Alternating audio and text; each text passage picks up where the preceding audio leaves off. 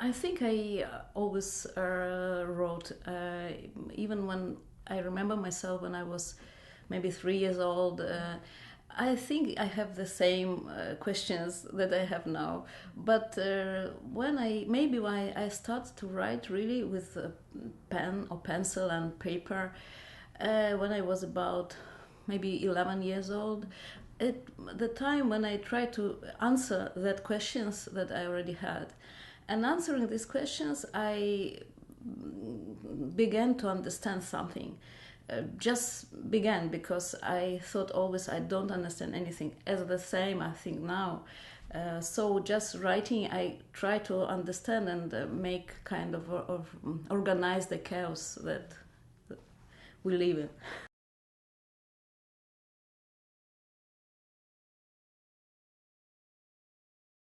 Uh, of course, we have such a great tradition, as you know. It's difficult to think what I mean.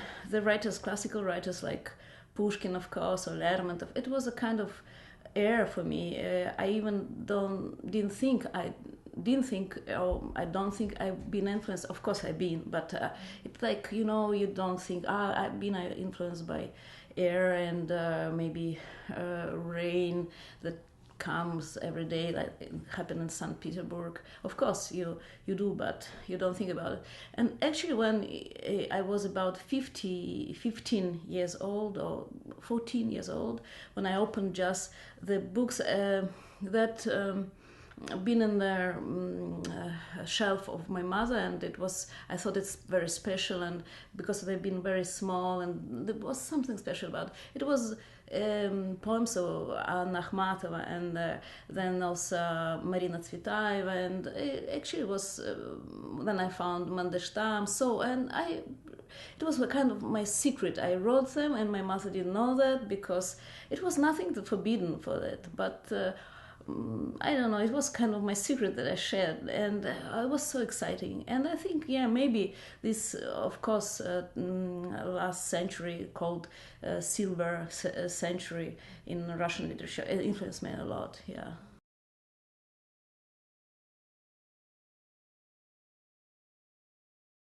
No, of course I don't write full time. I don't have anything stable in my life. I don't have a job or stable job. Many jobs in my life, so I have always to find time. But actually, how to say, I sacrificed everything to my writing because actually this is the reason why I don't have stable life. And so I manage. Yeah, I have to all the time think about bills and rent and all things, and have also two children. They're grown up now, but anyway.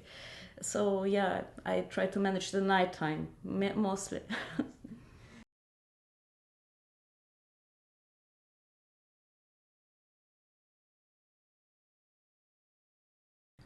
I have some friends. For example, I'm very friend of Nathan Zach. It's one a very important poet, and also I knew other Israeli poets. And it's just very small country, and it's easy to know people from your world, and they also happy to know you. Knowing you and but of course Hebrew wasn't my language, and I have to learn it, and I was very happy to learn it because I thought I kind of remembering it. That's like I knew it before, and it was so strong for me, and I love Hebrew language. But of course I can't write in it. It's impossible.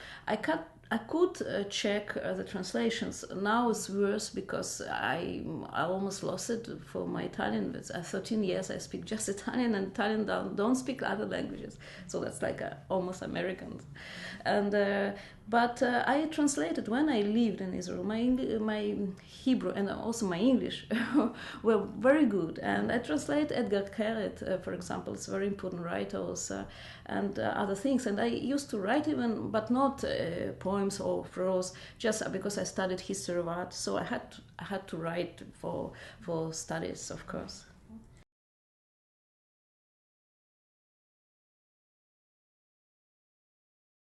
Yeah, for in Italian I translate myself. It's so strange. It's very strange. And sometimes, of course, I ask people the mother tongue, how should it be, and we discuss together. And that's what we working together. It's very very important and very interesting. Also, the suggestions and that I like.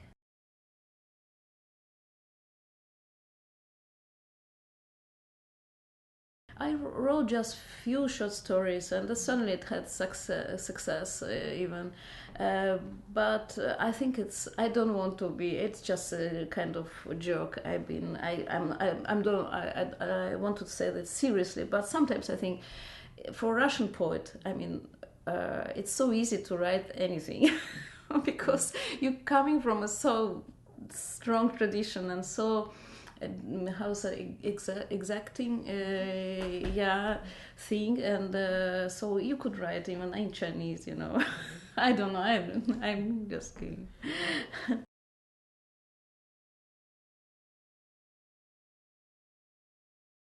It's my other part, because we all of us have many parts of inside of us, so it's my absurd part of my being, and it's a mix of and absurd language and also real language, and few characters that actually some of them really exist. And I used to go to one bar. It was a very funny bar in center of Rome with one of my friend, also Italian poet. Unfortunately, died now. And I just observing the life there in this bar, and it was so funny. And then actually, it's also very dramatic operetta, but I thought it should be with the music, and I'm looking for a composer.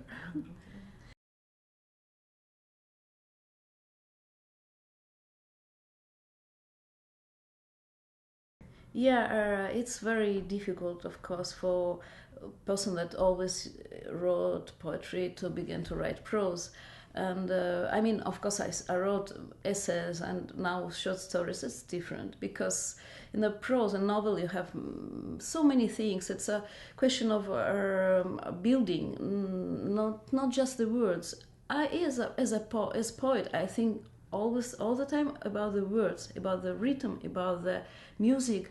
And it's so difficult, because I also have to think and go with characters. Actually, it's not psychological, maybe prose, but there are many characters, and actually some of them also should be most half real. And I think it's kind of it's not just literary work for me, because it's a testimony work, because it's about immigration, about some difficult destinies and lives, and because I also passed through that. I had two immigrations, and it was so difficult, and it is. And all my characters, they are marginal people, and some of them even Italians, but they are also strange and special. So then this character mixing and.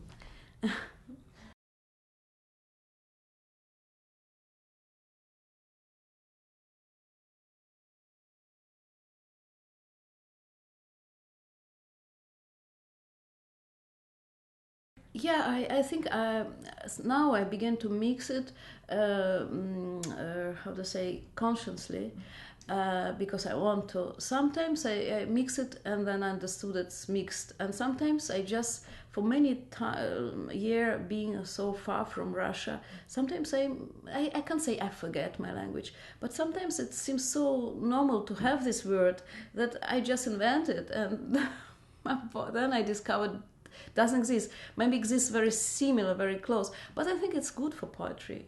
Yeah, for poetry it's okay. Maybe for life it's not.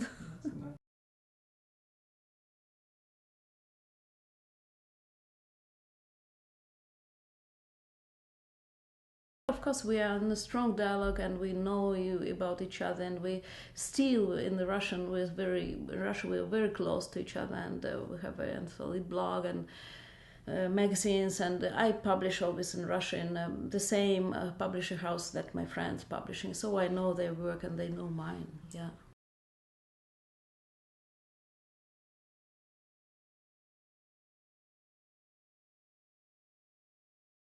I like some Italian writers also, yeah, and now I'm translating Zanzotto, and I like him very much.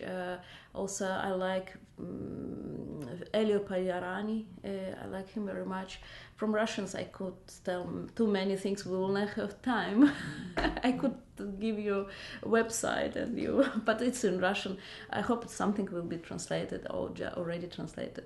I don't want put now the name of Brodsky, and no, everybody knows him. So I mean, you ask me about new writers, probably, right? Yeah.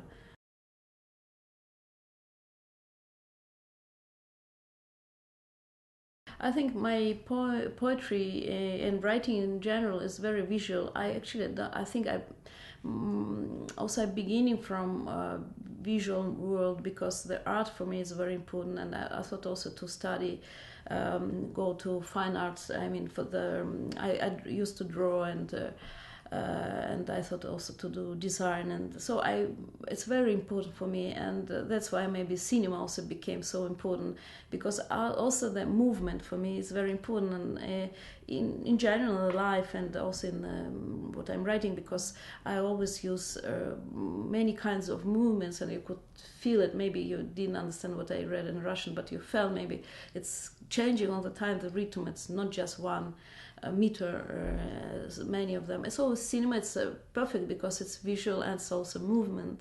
And yeah, I love cinema, and I could just look at it all day, but if I would have time.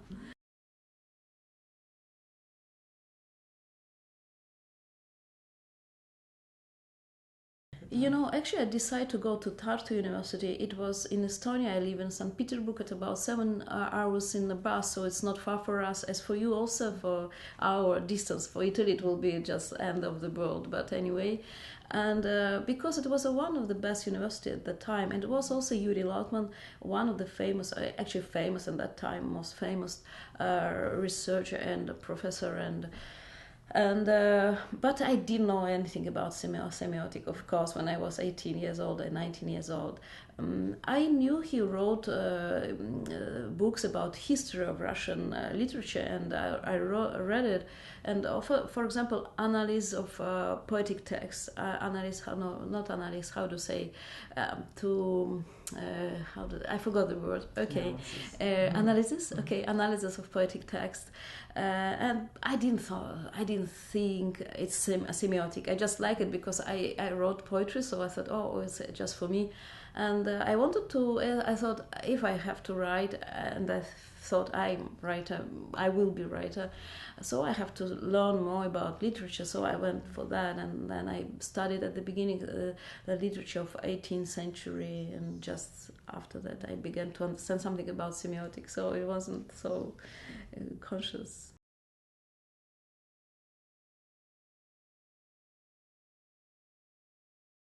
Some of the critics call my poetry metaphysic, and I think maybe they're right, because I always feel it's few realities in the same moment, and but in a very physical way. I don't like abstract poetry. Actually, when I write about this metaphysic world, it's very physically built. I mean, with our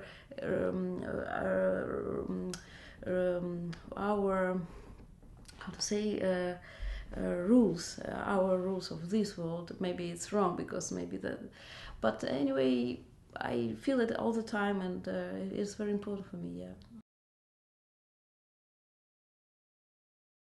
No, actually, it's not first, but first in this area, and it was very interesting, and I like very much many things in nature, very much, and every day I go to take a walk on the riverside, and to see just the trees, and yeah, I like it very much.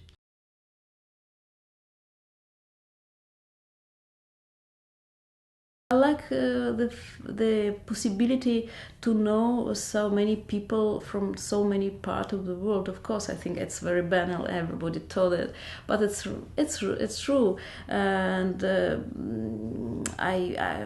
it's a really big gift that international writing program could give us and gave us. And so I'm happy that I met Fabienne, for example, Onia.